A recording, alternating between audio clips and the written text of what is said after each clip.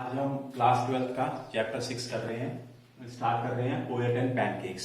ये जो चैप्टर है वो स्पेसिफिकली जेमिनी स्टूडियो के बारे में होता है और इसके राइटर होते हैं अशोक मित्रन, जो कि एक बुक लिखते हैं माय ईयर्स विद बॉस। उसी में से चैप्टर जो है लिया गया है। ये जो बुक है वो स्पेसिफिकली जो है वो ये बताती है कि फिल्म्स जो है हमारे इंडियंस की लाइफ को कैसे इन्फ्लुएंस करते हैं। जेमिनी स्टूडियो की बात करते हैं तो ये जेमिनी स्टूडियो जो है 1940 में एस्टेब्लिश हुआ था। ये चेन्नई में बना था और चेन्नई में था ये, और इसके जो ओनर थे वो एस वासन थे। और अशोक मित्रन का जो काम था वो एक ही था कि न्यूज़पेपर में जो भी एंटरटेनमेंट से रिलेटेड या फिल्म से रिलेटेड जो भी इंफॉर्मेशन आती थी उसको काट करके और एक फाइल में सेव रखना। पैनकेक्स की बात करते हैं। पैनकेक्स जो है एक मेकअप मटेरियल होता है, मेकअप ब्रांड होता है, जो कि जेमिनी स्टूडियो में बहुत ज्यादा क्वांटिटी यानी कि ट्रक लोड्स बहुत ज्यादा क्वांटिटी में यूज होता था। और इसको यूज करने वाली उस समय की फेमस एक्टर और एक्ट्रेसेस थी, जिसमें से एक की बात करें तो ग्रेटा गार्बो, जो कि एक स्वीडिश एक्ट्रेस थी और उनको जो है वो ऑस्कर प्राइज भी मिला हुआ। इसके बाद मिस गोहर और वैजंती माला, जो कि इंडियन फेमस एक्ट्रेसेस थी उस टाइम की, और इन्होंने भी जो है वो पैनकेक्स नाम का मेकअप ब्रांड जो था वो उसको बहुत ही ज्यादा यूज किया था। उसके बाद बात करते हैं जो मेकअप डिपार्टमेंट था जेमिनी स्टूडियो का, वो एक ऐसी बिल्डिंग में था जो कि कभी रॉबर्ट क्लाइव का स्टेबल्स यानी कि अस्तबल हुआ करता था।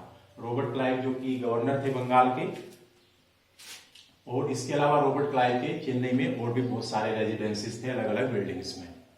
उसके बाद बात करते हैं जेमिनी स्टूडियो के मेकअप रूम की। तो जो मेकअप रूम होता है जेमिनी स्टूडियो का, उसके अंदर बहुत सारे मिरर्स होते हैं यानी शीशे होते हैं, और उस पर बहुत सारी लाइटें होती हैं।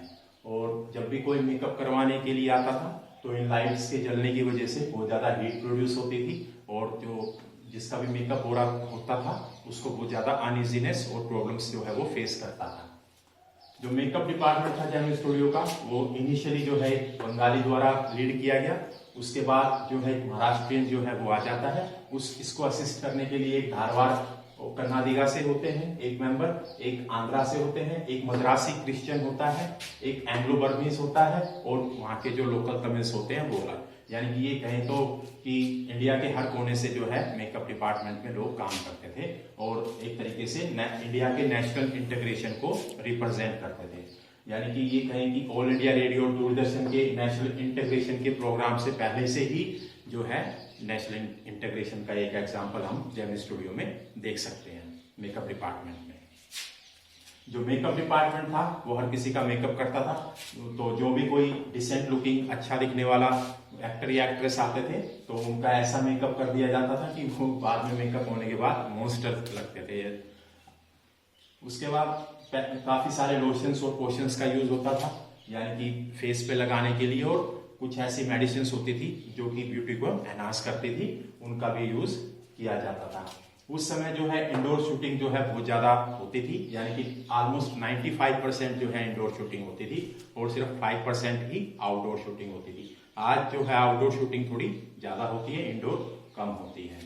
मेकअप डिपार्टमेंट का फिर से बात करते हैं तो उसमें एक स्ट्रिक्ट हायरार्की जो थी वो मेंटेन की हुई थी, यानी कि सीक्वेंसिंग थी कि सबसे ऊपर कौन, फिर उसके बाद फर्स्ट सेकंड थर्ड की हायरार्की मेंटेन की हुई थी।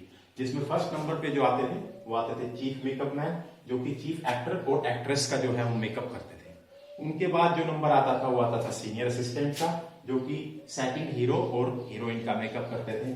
उसके बाद थर्ड नंबर पे जूनियर असिस्टेंट, जो कि जो मेन कॉमेडियन यानी कि जो लोगों को हंसाता था उसका मेकअप करते थे। और जो उसके बाद लास्ट में ऑफिस बॉय, जो कि क्राउड का मेकअप, यानी कि छोटे मोटे जो एक्टर्स होते थे जो फिल्म में या सॉन्ग्स में जो काम करते थे उनका मेकअप करने की जो रिस्पॉन्सिबिलिटी होती थी वो ऑफिस बॉय की।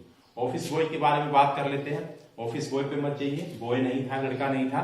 ये अर्ली 40s में थी इसकी एज, ऑलमोस्ट 43-44 के आसपास इसकी एज थी। और इसने जो स्टूडियो ज्वाइन किया था, जेमिनी स्टूडियो जो ज्वाइन किया था, ये बहुत सारे सपने लेकर के आया था जेमिनी स्टूडियो कि मैं एक्टर बनूंगा या स्क्रीन राइटर बनूंगा या डायरेक्टर बनूंगा या लिरिसिस्ट बनूंगा। पर बेचारे की किस्मत खराब थी तो बेचारा ऑफिस बॉय बन जाता है और क्राउड का मेकअप करने लगता है। अब आते हैं अशोक मित्रन पे। तो अशोक मित्रन को एक क्यूबिकल अलॉट किया हुआ था जेमिनी स्टूडियो में, और उसके दोनों तरफ जो है एक फ्रेंच विंडो जो है लगी हुई थी, और जैसा हम बात कर चुके हैं, इनका मेन काम था न्यूज़पेपर की क्लिपिंग्स को काटने का। और जो अशोक मित्रन का काम था, उस काम का नेचर ऐसा था कि अशोक मित्रन जो है पूरे दिन आराम से बैठ करके अपने क्यूबिकल में, मतलब एक रूम में बैठ करके आराम से काम करते थे। और दूसरे लोगों को, जो अदर मेंबर्स थे स्टूडियो के, उनको ऐसा लगता था कि अशोक मित्रन के पास कोई काम नहीं है, पूरे दिन खाली बैठना और पूरे दिन आराम करना, जो कि अदर मेंबर्स को या वर्कर्स को जो बिल्कुल भी अच्छा नहीं लगता था। इसलिए कोई भी अशोक मित्रन के क्यूबिकल या रूम में आकर के उनको लेक्चर दे करके चला जाता था।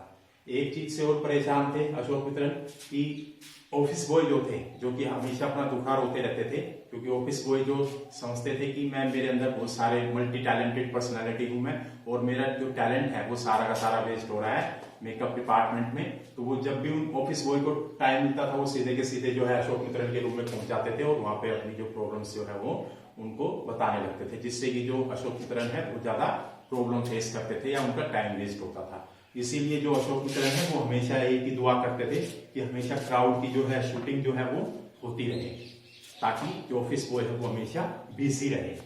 उसके बाद जो ऑफिस बॉय होता है वो एक ही आदमी से नफरत करता है पूरे के पूरे स्टूडियो में, और वो होता है सुब्बू। क्योंकि ऑफिस बॉय का मानना ये होता है कि वो सुब्बू से बहुत ज्यादा टैलेंटेड है, बहुत ज्यादा पढ़ा लिखा है, और सुब्बू सिर्फ और सिर्फ एक ब्राह्मण होने की वजह से उसको बहुत सारी अपॉर्चुनिटी मिलती हैं और उसके बहुत ज्यादा लोगों से अच्छे लिंक भी हैं। सुब्बू जो होता है वो नंबर 2 पे होता है जेमिनी स्टूडियो में, यानी कि वो बॉस के बाद नंबर 2 पे होता है। बॉस के बहुत ही ज्यादा करीब होता है। उसके भी कुछ रीजंस है। रीजन ये है, सुब्बू लॉयल होता है, वफादार होता है पूरा अपने काम के प्रति। उसके बाद क्रिएटिव होता है सुब्बू। उसके बाद सुब्बू के पास डिफरेंट आइडियाज होते हैं, मतलब कि शूटिंग के टाइम जब भी कोई सीन शूट होता है, कोई प्रॉब्लम आती है, तो हर कोई जो है वो सुब्बू से ही एडवाइस लेता है। और जब सुब्बू उस सिचुएशन में डिफरेंट आइडियाज जो है, अलग अलग टाइप्स के आइडियाज जो है वो प्रोवाइड करता है, जिससे कि फिल्म मेकिंग जो है वो ज्यादा इजी हो जाती है। इसलिए सुब्बू की जेमिनी स्टूडियो में बहुत ज्यादा रिस्पेक्ट होती है। सभी रिस्पेक्ट करते हैं एक्सेप्ट ऑफिस बॉय। उसके बाद बात करें तो सुब्बू के पास एक टैलेंट और होता है, वो पोएट भी होता है, कविताएं भी लिखता है, कवि भी होता है। और वो आम लोगों के लिए जो है वो कविताएं लिखता है। उसकी एक बहुत ही फेमस जो पोयम है वो है थिलन्ना मोहनम्बल, जो कि स्पेसिफिकली देवदासिस के बारे में है। देवदासिस मतलब कि ऐसी वुमेन जो कि टोटल अपना लाइफ जो है डेडिकेट कर देती हैं गॉड को, और पूरी उम्र जो है वो बैचलर रहती हैं। उसके बाद बात करते हैं कि सुब्बू जो है फिल्मिंग में भी अपनी किस्मत आजमाता है और पोएट भी होता है, पर ज्यादा सक्सेस उनको फिल्म्स में मिलती है। और मेजरली जो सुब्बू है वो सपोर्टिंग रोल्स करते हैं। कभी भी जो है उनकी जो एस्पिरेशंस हैं वो मेन लीड एक्टर बनने की नहीं रही, वो सिर्फ और सिर्फ सपोर्टिंग रोल्स में ही बहुत खुश रहते हैं। और उनका जो घर होता है, हाउस होता है, वहां पे हर कोई वेलकम होता है। इसीलिए उनका जो हाउस होता है उसमें उनके आसपास के नियर और फार के जो रिश्तेदार होते हैं या जान पहचान वाले होते हैं वो आकर के रहते हैं, और सुब्बू उनकी खूब केयर करता है, उनकी खूब वेलकम करता है। और ऑफिस बॉय का जो एक ही एनिमी होता है पूरे स्टूडियो में, और वो होता है सुब्बू। क्योंकि ऑफिस बॉय का मानना है कि सुब्बू जो है उससे ज्यादा टैलेंटेड नहीं है, उसको सिर्फ ब्राह्मण होने की वजह से इतनी सारी अपॉर्चुनिटी मिल रही है, और मेरे पास इतना टैलेंट है और मेरे को इतनी सारी अपॉर्चुनिटीज नहीं मिल रही हैं। ऑफिस बॉय का ये मानना होता है कि सुब्बू ने एक फ्लॉप फिल्म भी बनाई थी, जो और मतलब कि एक ऐसी फिल्म में उसने काम किया था जो कि फ्लॉप हो गई थी, फिर भी जो सुब्बू है वो कितना खुश रहता है और कितना हंस के रहता है। तो ऑफिस बॉय को ये प्रॉब्लम होती है सुब्बू से, और ऑफिस बॉय कभी भी अच्छी नीयत नहीं रखता सुब्बू के प्रति, हमेशा सुब्बू का बुरा ही सोचता है। तो ये हमारा पार्ट 1 था इस चैप्टर का, और इसके बाद सेकंड पार्ट लेकर के आएंगे। आई होप कि आपने इसको अच्छे से समझा होगा, और फिर भी अगर कोई प्रॉब्लम है तो प्लीज कमेंट बॉक्स में जरूर लिखिएगा। Thank you very much.